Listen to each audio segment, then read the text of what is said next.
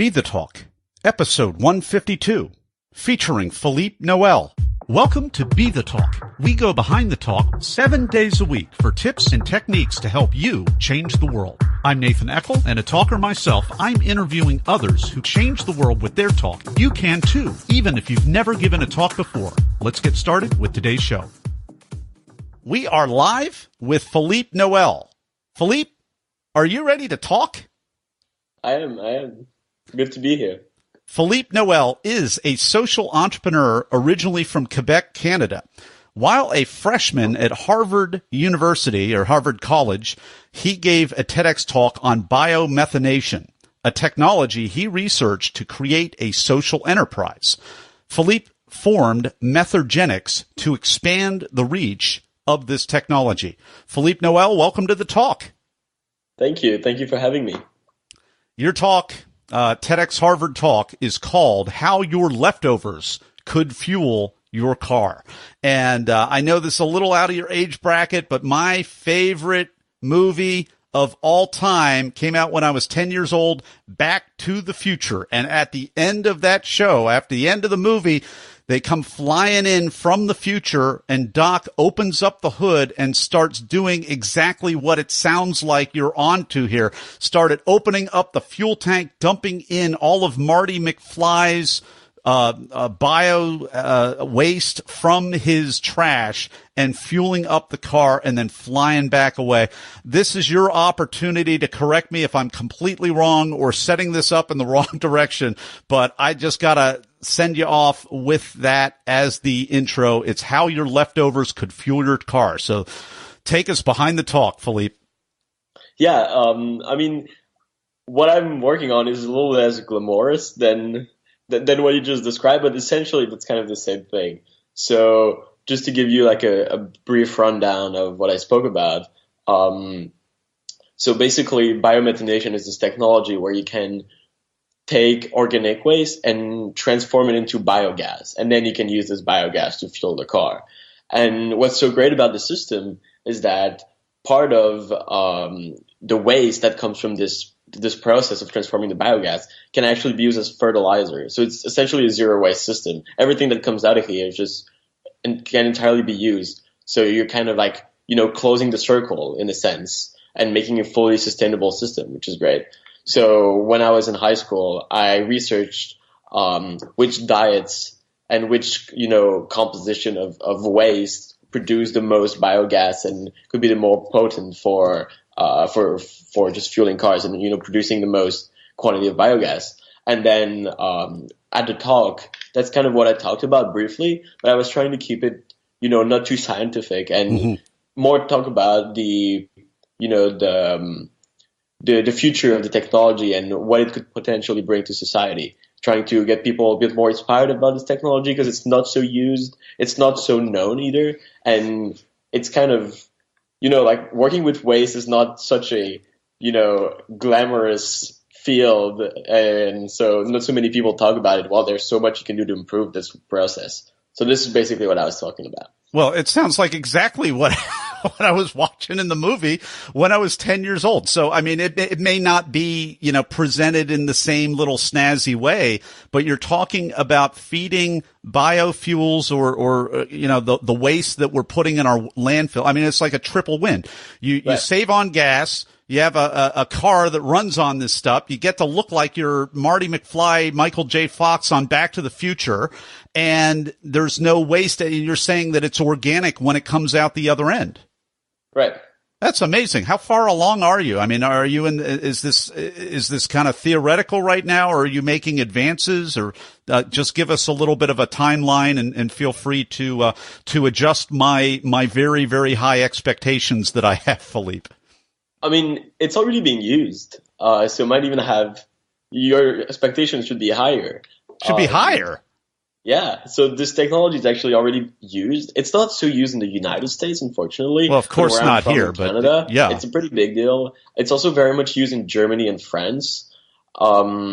It's mainly used it's not used right now so much for cars. A lot of what the biogas is used for is for trucks and used for heating buildings.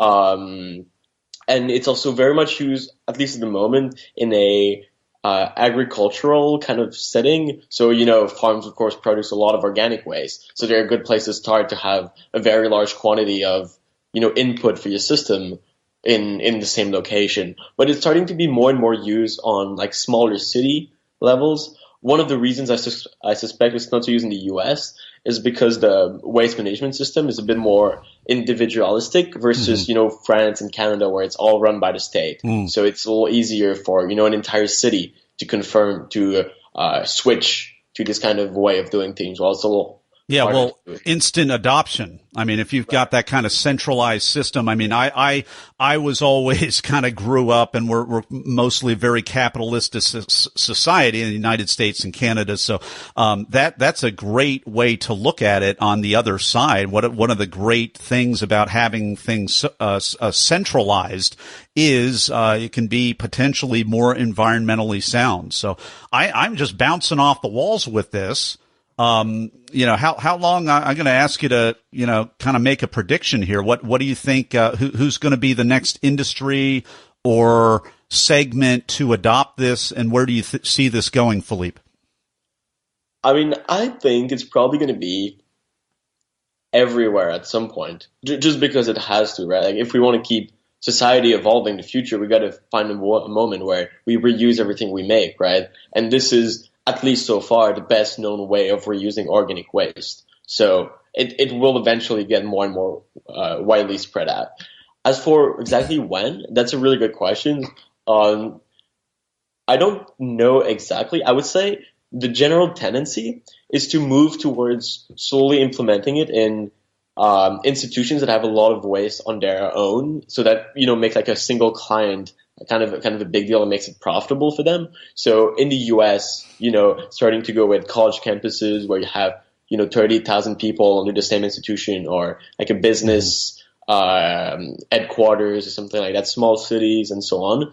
I think it's going to continue to develop more in Western Europe and Canada for now, and it's slowly getting more talked about in New England, also a bit on the West Coast, northern part of the West Coast. And I think it's going to kind of, spread out from there. Yeah. Well, I would wonder in like Silicon Valley, like Apple headquarters. I mean, what an easy thing if they're not already doing this to raise awareness and the cool factor and, make your employees feel happy and all of that. I would imagine I wouldn't be surprised to see that happen at all.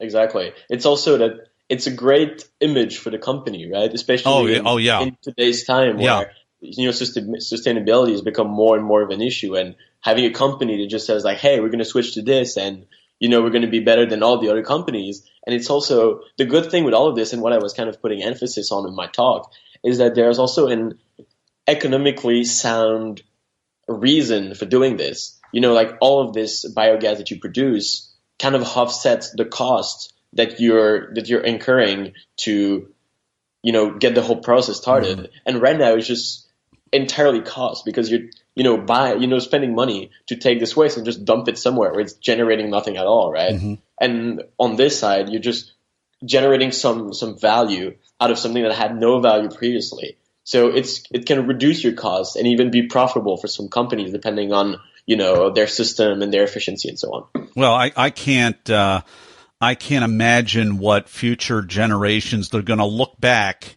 on us and they're going to say, hey, you guys lived 100 years after the Industrial Revolution. You kept producing, waste upon waste, and then you wasted waste to take care of the waste.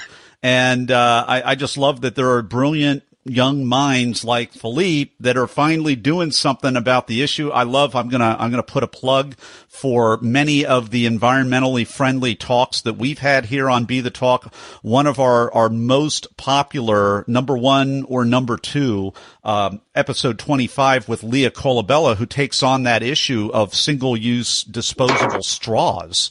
And she, through her talk, was able to help bolster the cause in Charleston, South Carolina, of basically 20 restaurants in the city, basically doing away with plastic straws due in part because of her talk and the work of other great people. So, Philippe, you're not alone, and there's a lot of environmentally friendly other episodes that we've had, but I think this is this is just the juiciest one that I mean, cause who could, watch Back to the Future if you had. Right. Watch it. This is what we're talking about. It's really, really cool. And really, I mean, environmental friendliness, sustainability is really the new advertising when you think about it. If you're Apple, if you're Starbucks, if you're, whatever the bleeding edge company is out there, and especially if you're in manufacturing, what a better way, instead of interruption based advertising, old school that nobody likes anymore, just advertise that you're bio-friendly and that you've closed the waste loop and the energy loop and, powerful stuff. So real powerful points. Anything that you would add to that? I'm going off on a little hijack of the conversation here, Philippe. Anything you'd add to that before we jump over to the Blitz round? Yeah, I would say maybe one very short thing. When I was given this opportunity to do the TED Talk, I'd been working on this technology and I didn't really think much more about this. I was just, I was like, this is something I think is important and I cared about it. So I was like, yeah, I'll do it. But there was such a great reception from the audience out of everything. There were brilliant people speaking on the stage with me, right? Brilliant professors and so on. And I was the only student speaking at the time. And for some reason, people felt like they connected more with my talk maybe. And I think it speaks to at least the younger generation, but also, of course, the older generations, but especially the younger generations care more and more deeply about these issues. And I think it connects with what you just mentioned about this advertising, the fact that it can, it's something that's very important for a lot of people, and connecting it with companies and so on is a great way to not only bring this issue forward, but also help those companies, reconnect with the younger generations. Well, we've been talking to Philippe Noel. His TEDx Harvard talk is called How Your Leftovers Could Fuel Your Car. And we're going to be back with him in just a moment for the Blitz round. People ask, how could I start a 7-day-a-week podcast? It's because of what I've learned from my mentors. Some of the best mentors in history aren't around anymore. They've left hours of one-on-one mentoring behind in their books. Each month at Classics on Tap, I record a new chapter from a classic business book to help you make a difference. Download your first chapter at classicsontap.com. And we're back with Philippe Noel for the Blitz round. This is where I ask him a series of either-or questions related to the preparation and performance of his recent branded talk. Philippe, are you ready? I am. Question number 1. Were you selected to speak or did you apply? I think you already answered this, so tell us again. I was selected to speak. All right. I wonder why, because he's got leftovers that can fuel your car. That's amazing. Number 2, are you a memorizer, an improviser, or a blender? I would say a blender, yeah. Yeah, how so? Sorry, a bit more about it? Yeah, how so? Or excuse me. How did you blend it? Yeah, I would say I like to have this outline of what I want to talk about. So just like a couple of main points. I want to talk about briefly what the technology is doing, the state it is right now, the state it's going to be, and so on. And then when it's something I just know about, I just, go with it the way it comes out. Philippe, did you have nerves, or were you in the zone, or neither, or both? I guess it's going to be a bit of both. Before the talk, I had nerves, but the second I started, it's just, it just races by. And then, 15 minutes just raced by and I didn't have any time to think about it. Yeah, for sure. And it goes by real fast, when you're up there. What's a tip, a technique, or a tool that helped you?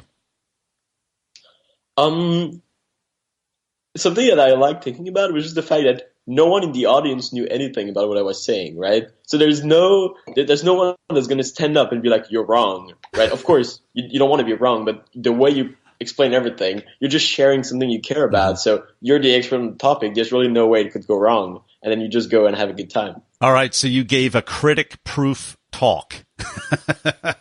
I guess. When does that happen in science? I love it. Hey, this is the cut for time question, Philippe. What was the most painful part of your talk that you had to cut out? Something I couldn't include? Yeah, something for not enough time for you to be able to talk about. I mean, it might be a bit of a cliche answer, but I guess a lot of people, and me also, would love to talk more about the technology, you know, kind of the nitty-gritty of what we did and so on. But it's something that, of course, I didn't include, and I think shouldn't be included, because people there are not there to have, you know, a lecture on biomethanation. They're there to have an inspiring, you know, just like overview of what it is. So I think a lot of the most successful talks don't go too much in detail about precisely the technology or the concepts they're talking about, but more about how this connects with people and the society. And I think this is something I would have loved to include more, but something that didn't have its place in the talk. It's a different type of talk. I mean, it's a lecture, it's whatever. This is a ideas platform. And I really, for what it's worth, Philippe, I really appreciate really scientific minds like yourself. I've had pharmacists on the talk. I've had doctors on the talk. I've had people that could have remained in their little scientific silo and been right, you know, and continue to publish peer-reviewed journals only, but they chose to carve out, in many cases, months of their time to create a bridge and take their expert language and find other simpler words that basically meant the same thing, and take that risk of connecting with really the rest of us. So for what it's worth, I really appreciate that you did that.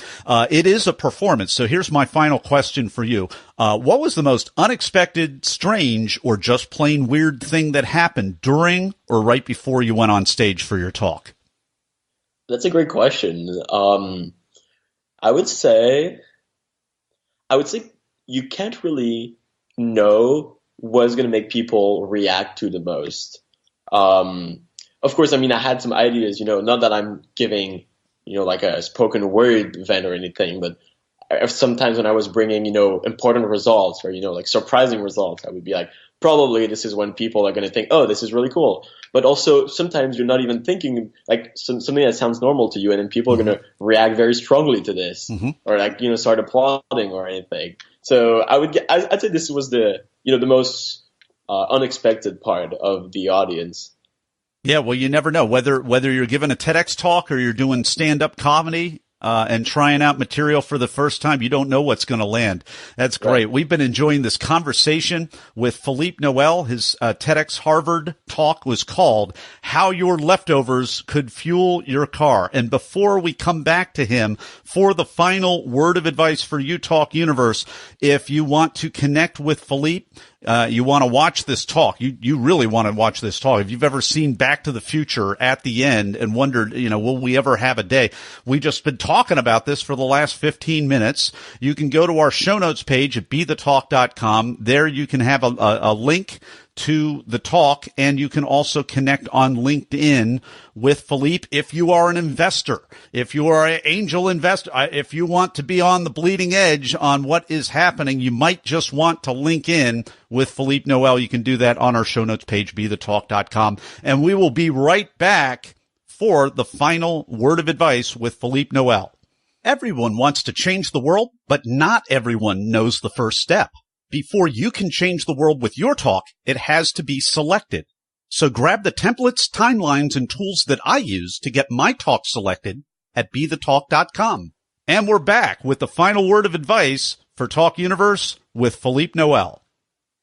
The final word of advice, I would say, I mean, I'm someone who's pretty easygoing, so I don't know if this is going to apply to everyone, but I would say don't stress it out too much, you know, like, ultimately, what all of this is about is just for you to share something you care about with people that want to hear something they haven't heard before. So it's really just a good way of connecting with people. So just, you know, write something that you think is good and prepare the way you think is right for you. And then it's going to go well. There's really nothing to get too caught up about. Philippe Noel, thank you so much for taking your valuable time, carving out some time to talk with us on Be the Talk today and sharing your valuable wisdom with Talk Universe. Thank you for having me. Thanks for listening to Be the Talk. For tips and resources to help you change the world, go to BeTheTalk.com. See you tomorrow.